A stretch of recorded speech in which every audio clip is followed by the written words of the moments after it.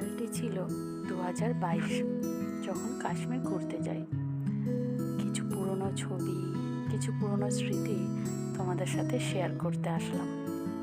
হ্যাঁ, আমরা পেহেলগাঁওতেও গেছিলাম, যেখানে ওই দুর্ঘটনা ঘটে। সত্যি ভাবতে অবাক লাগে যে আমরা ওখানে গেছিলাম।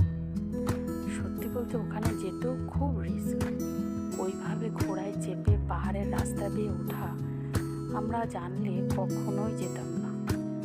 যা ঘটেছে তা ভোলার নয়, কিন্তু এটাও ভোলার নয় যে কাশ্মীর আমাদের এত সুন্দর একটি জায়গা, যার চারপাশে শুধুই সৌন্দর্য। ওখানকার মানুষকে নিয়ে আমার কিছু বলার নেই। ওরা সত্যিই কেমন যেন অদ্ভুত, বিশ্বাস করতে একটুকুও ইচ্ছা হয় না। তবু আমরা নির্ভয় সারা জায়গায় ঘুরেছি, কারণ আমাদের সেনা ভাইদের জন্য। সব জায়গায় তারা আমাদের সাথে পাহাড়ের মতো ছিল।